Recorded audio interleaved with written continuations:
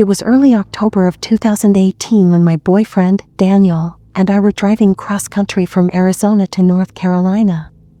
We were moving my stuff after I'd finished grad school, trying to save money by making the drive in one stretch. The plan was simple: drive all day, crash somewhere cheap for the night, and hit the road again by morning. But around midnight on the second night, our GPS suddenly lost signal. The main highway had been straight and empty for hours, but after a detour notice popped up, the voice navigation led us down a smaller road that twisted through miles of nothing. No lights. No towns. Just desert and darkness stretching forever. I remember the unease that started to creep in, the way the headlights barely cut through the thick fog that rolled in out of nowhere. It felt wrong, but we were exhausted, and Daniel just kept saying, "It's fine, it'll reconnect soon." Eventually, a small, flickering neon sign appeared out of the dark: Green Valley Motel. The kind of place that looked frozen in the 70s. There were only 6 rooms, each door painted the same pale green, and a buzzing vending machine leaning against the wall near the lobby. I remember thinking it looked abandoned until I saw the vacancy sign still lit. Inside, the air was thick with that old, musty smell of cigarettes and mildew. The man at the front desk was thin, with greasy hair and eyes that never really met ours. He seemed nervous, twitchy even. When Daniel asked for a room, the man hesitated for a long second before handing us a brass key with the number 4 stamped on it. He said, "Room 4. Don't switch rooms, okay?" We both kind of laughed it off, thinking he was just being weird, but he didn't smile. He repeated it again, slower this time, "Don't switch rooms. No matter what." I remember Daniel glancing at me, raising an eyebrow like what the hell was that? But we were too tired to argue. We just nodded, took the key, and walked down the cracked concrete path to our room. Room 4 was surprisingly clean, at least at first glance. There was a queen bed with faded floral sheets, a humming mini fridge, and a large mirror facing the window. The air conditioner rattled every few seconds, but it was cold, and that was enough for me. We unpacked, showered, and climbed into bed around 1:30 a.m. That's when I heard it for the first time. A faint tapping, not random, not like pipes or bugs, but rhythmic. 3 slow taps. Then 2 quick ones. At first, I thought it was from the room next door, but when Daniel leaned closer to the headboard, his face changed. "It's coming from inside the wall," he whispered. We both listened. There it was again. Same rhythm. I pressed my ear to the headboard. The tapping seemed deliberate, like someone trying to communicate. I whispered, "Do you think it's the pipes?" Daniel shook his head. "Pipes don't do that in patterns." We turned on the TV to drown it out, but it only seemed to get louder. At one point, I swear I heard something that sounded like a low whisper between the taps, like a muffled voice behind the wall. I froze. My stomach dropped. Daniel stood up and knocked back, 3 slow taps, just to see what would happen. For a few seconds, there was silence, then the same pattern came back, but this time, closer. We both freaked out. Daniel grabbed the phone to call the front desk, but no one answered. He tried again, still nothing. Finally, he said, "I'm going over there," and grabbed his jacket. I begged him not to leave me alone, but he promised he'd be right back. He left around 2:15 a.m. I remember watching the door close and instantly feeling like something shifted in the room. The air felt heavier. I could hear the wind outside, faintly howling through the cracks in the window. The tapping stopped completely, replaced by silence so deep I could hear my own heartbeat. I sat on the edge of the bed, staring at the wall. Minutes passed. Then, it started again. Louder. Closer. I whispered, "Stop it," thinking Daniel had come back and was playing a prank, but when I turned toward the door, it was still locked, and I realized the sound wasn't behind the bed anymore. It was coming from inside the closet. I remember standing there, frozen, staring at that old wooden closet door. The tapping had stopped again, but I could hear something else now, faint breathing. Ragged, uneven, like someone was struggling to stay quiet. I wanted to scream for Daniel, but my voice wouldn't come out. My legs felt like they weren't mine. I slowly walked over, hand trembling, and reached for the doorknob. It was cold, colder than the air in the room. I pulled it open, nothing but darkness and a few hangers swinging gently like someone had just brushed past them. I don't know what made me do it, but I leaned in, shined my phone's flashlight inside, and noticed something strange at the back. The paneling didn't look right. The wall behind the closet wasn't flat. There was a thin outline, like a door or a hatch had been sealed shut with old screws and paint. I stepped closer and saw faint scratch marks along the base. Then, my flashlight flickered. And I heard it again, breathing, right on the other side. That's when the doorknob to our room jiggled hard. Someone was outside. I ran to the door and shouted, "Daniel?" But no one answered. I peeked through the peephole, nothing. Just the empty parking lot under a flickering streetlight. I backed away slowly, shaking. A few minutes later, Daniel finally came back. He looked pale. I could tell something had happened. He said the front desk phone was off the hook and the office was empty. "There's no one there," he whispered. "No clerk, no car, nothing. It's like he just vanished." We both decided to leave right then. I started throwing our stuff into bags while Daniel grabbed the keys. But when he opened the door, 2 sheriff cruisers were pulling into the lot, lights flashing. One of the deputies ran up shouting, "Stay inside your room. Lock the door." I froze. Another officer walked toward the office and then toward our end of the building. After a few minutes, they knocked and told us to step out slowly. Outside, there were at least 5 patrol cars now. They started questioning us, asking when we checked in, who gave us the key, what room we were in. When we said room 4, one of the officers exchanged a look with another. The deputy said quietly, "That room isn't supposed to be open." Apparently, room 4 had been sealed off nearly 6 months earlier, after a murder. A young woman had gone missing from the motel, and when police investigated, they found blood in that room and evidence someone had been hiding inside the walls. They sealed it off while the investigation continued, but the motel owner had secretly reopened it to keep business running. I remember standing there in shock, barely processing what they were saying. They went inside to inspect the room. A few minutes later, one of the officers came out looking visibly disturbed.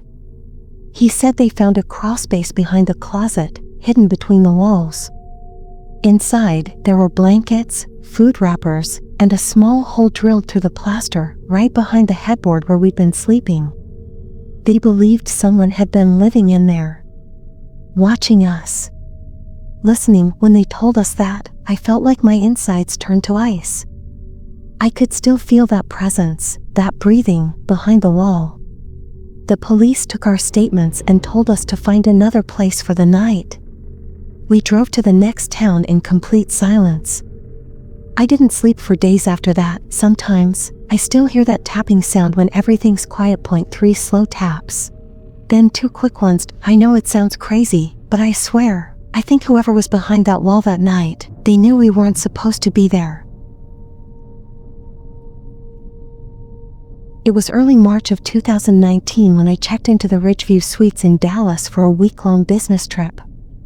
I travel a lot for work, and the Ridgeview chain is kind of my go-to: decent breakfast, quiet rooms, and they never ask too many questions.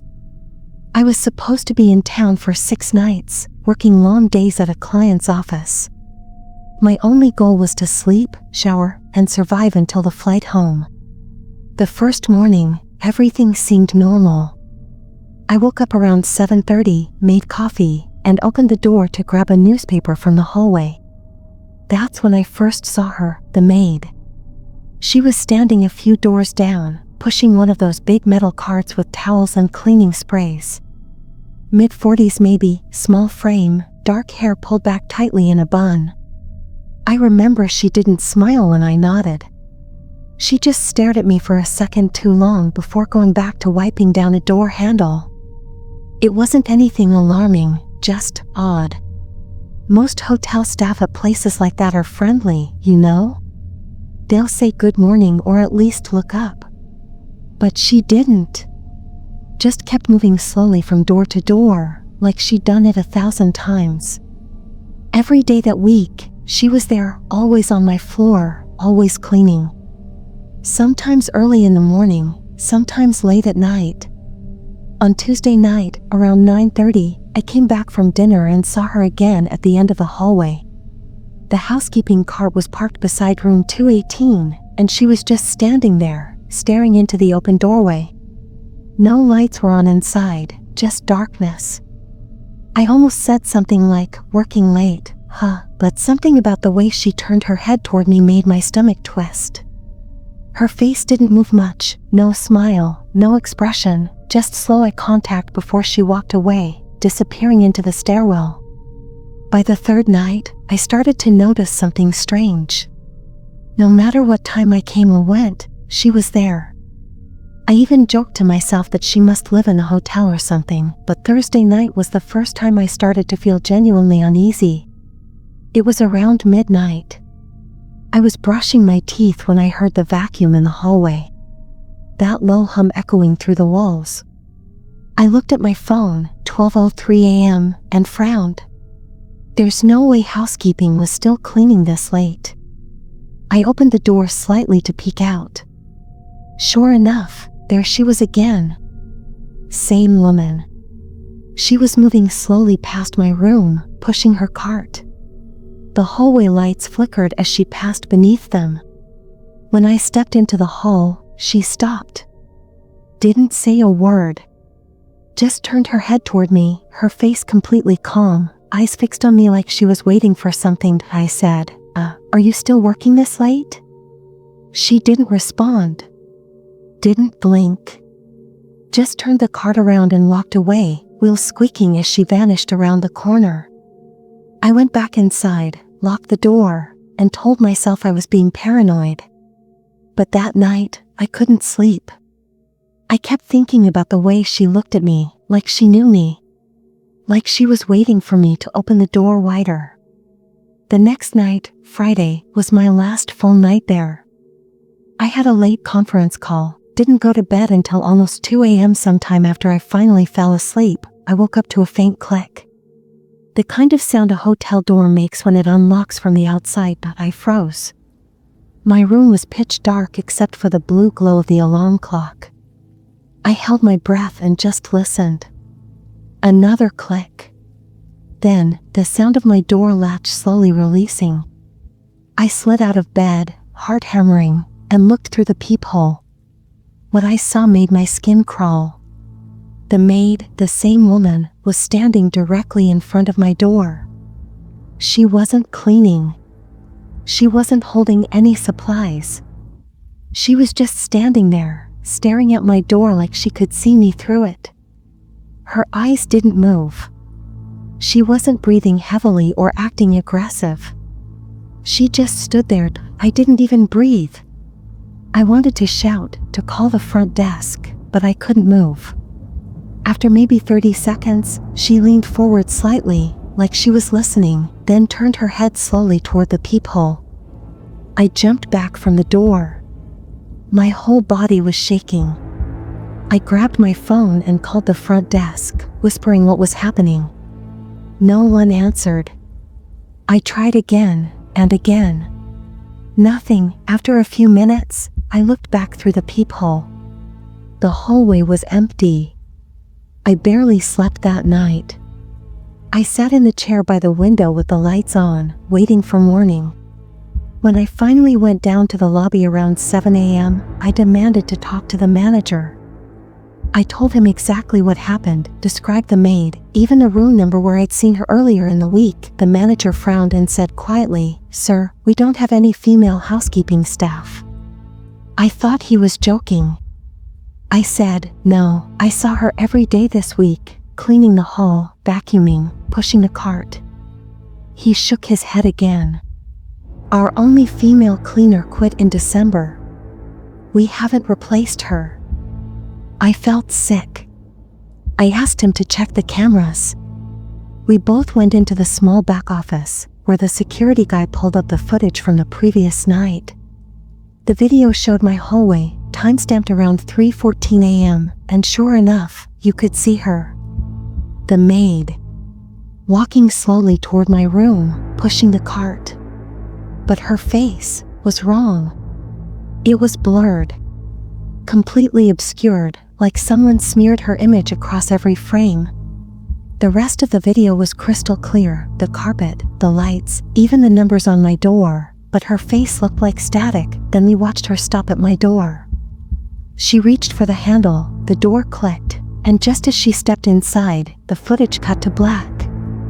They called the police, of course. They searched my room, checked the locks, even went through the security footage from earlier in the week. She was there almost every day, walking the halls, pushing that same cart, but no one on staff had ever seen her in person.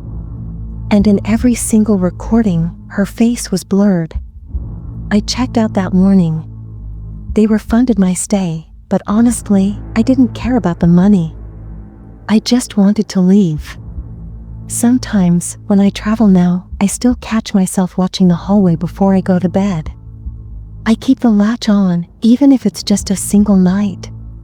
And every now and then, in the silence of some random hotel at 3 a.m., I'll hear that same faint click outside my door, like someone testing it.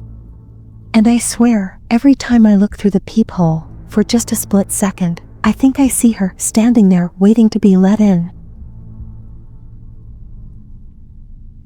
It was July of 2021 when my best friend Eric and I decided to take a last-minute road trip to the coast. We'd both been burned out from work, and the plan was simple: drive down to the beach, crash somewhere cheap, and just unplug for a few days. No fancy resorts, no plans. Just sand, beer, and sleep. We rolled into this small beach town called Windermere around 6 p.m. The sun was low, and everything had that orange glow that makes even rundown places look almost magical. We found a cheap hotel online called Seaside Haven Inn. The pictures looked decent enough: 2 queen beds, free Wi-Fi, partial ocean view. It was only $68 a night, which should have been our first red flag. When we pulled up, the place looked different. The sign out front was missing half its bulbs, and the paint on the building was peeling in long strips. Still, it had that familiar musty beach motel charm: faded palm trees painted on the doors, the faint smell of salt and cleaning chemicals in the air.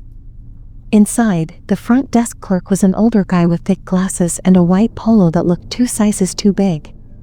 He barely looked up when we came in. I told him we had a reservation for 2 nights, and he mumbled something about the system being slow before handing us a pair of keycards.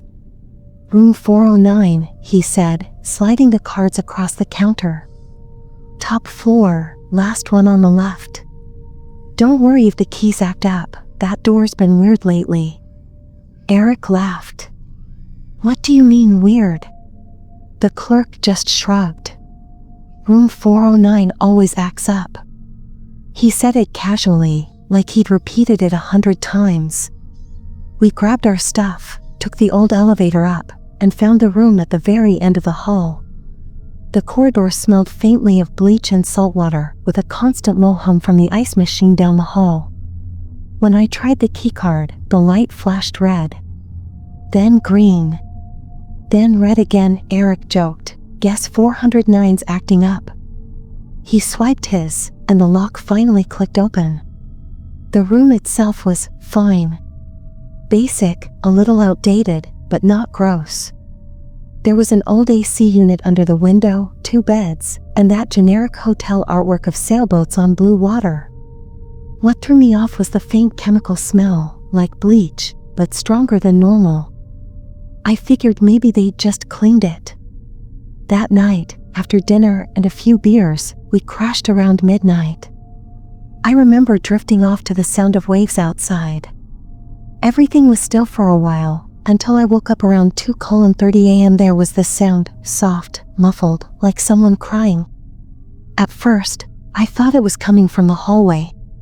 But when I sat up, I realized it was inside the room. It was faint, but definitely there, coming from the direction of the bathroom. I whispered, "Eric, you hear that?" He groaned and turned over, half asleep. "Hear what?" "Someone's crying." We both stared toward the bathroom door. The light was off, but the sound kept going, slow, shaky breaths, followed by a quiet sob.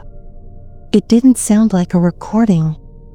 It sounded real. Eric grabbed his phone's flashlight, walked to the door, and pushed it open. Nothing. The sound stopped instantly. The bathroom was spotless, almost too clean. The smell of bleach was so strong it burned my nose. I noticed that the mirror was still streaked with moisture, like someone had just been in there taking a hot shower. Eric checked behind the curtain, under the sink, even opened the little closet. Nothing. We both stood there in silence for a minute before he laughed it off. Probably just the vent or something. But I could tell he didn't believe that either. We tried to go back to sleep, but I couldn't shake the feeling that someone had been in that room, that maybe they still were. The next morning, the keycard stopped working again. We'd gone out for breakfast, came back around 10 a.m., and both our cards flashed red. We went down to the desk, and the same clerk just sighed like this was nothing new. 409 again, he said. "Yeah, that one's temperamental." I asked him what he meant by that, and he shrugged. "Door locks, lights, phone line, they all glitch sometimes. Room's got history." "History?" I repeated. He hesitated for a second, then smirked. "Let's just say, not everyone checks out when they're supposed to." Eric and I looked at each other, both half laughing, half uncomfortable. We got new cards, went back upstairs, and decided not to think about it. Later that day, we spent a few hours at the beach. It was actually perfect: warm water, cold breeze, cheap tacos. But when we got back around sunset, something felt different. The air in the room felt heavy, like humid and stale, even though the AC was blasting. That bleach smell was stronger again. I noticed something else, too. The bathroom door was slightly open. We had both closed it before leaving.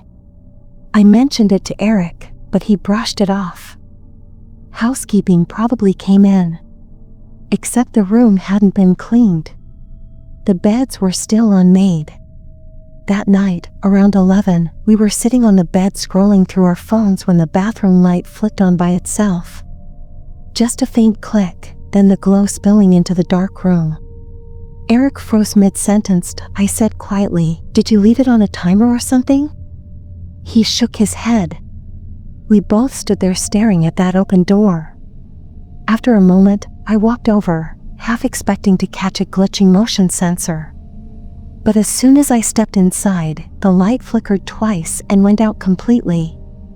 The room plunged into darkness. And that smell, the bleach, got so strong I started to feel dizzy. Then I heard it again, that same quiet sobbing. Right behind me. I turned, expecting to see Eric playing some kind of sick joke, but the doorway was empty. I fumbled for the switch, flipped it back on, nothing. My reflection in the mirror looked distorted, like the light above was flickering in slow motion. Eric came in behind me, holding his phone light. "Man, we're switching rooms tomorrow." He stopped mid-sentence, looking at the mirror. "Dude, look at that." In the corner of the reflection, behind both of us, there was a faint, blurred shape. A woman's face. Pale. Eyes sunken, mouth slightly open like she was whispering something. We both spun around. No one was there. Eric laughed nervously, like he was trying to convince himself it was a trick of the light. I took out my phone and snapped a quick video, mostly to prove later that we weren't crazy. Then we both got out of that bathroom fast. Neither of us slept much that night. Every sound made me jump. The air conditioner kicked on around 3 a.m., and I swear I heard whispering mixed with the static hum. The next morning, we went down to check out early. The same clerk wasn't there. Instead, a younger woman was at the desk. She asked if everything was okay, and Eric half-joked, "Yeah, except her ghost mate in room 409. Her smile faded instantly. "You were in 409? I nodded. "Yeah." "Why?" She hesitated. You know about the woman who went missing, right?" We both stared at her. She went on, quietly, aghast. "Last summer. She disappeared from that room. Police never found anything.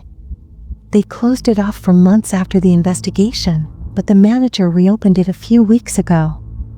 We just stood there, trying to process what she was saying. Later, in the car, Eric remembered the video I'd taken in the bathroom. We played it back on my phone. At first, it just showed the two of us laughing nervously. Then, about halfway through, when I panned across the mirror, the reflection appeared again, clearer this time. The same woman. Staring directly into the camera, but here's the thing, the timestamp on the video was 11:47 p.m. The exact time, according to police records online, that the missing woman from room 409 was last seen alive. I don't know what happened in that room. I don't know if it was a haunting, or if somehow time recorded itself wrong that night. But I haven't stayed in another cheap hotel since. Sometimes, when I'm scrolling through my camera roll late at night, I'll pass that video again, and even though I've deleted it more than once, it always comes back. Sometimes, the scariest part isn't what we see, it's what follows us after the story ends. Maybe it's just a reflection in the glass, or maybe it's something that never really left that room. If you felt that chill too, tell me what you think really happened. Down in the comments, tap the like button if you couldn't look away, and subscribe to Jenny Noir, because the next story might be closer than you think. Just remember, not everyone who checks out ever really leaves.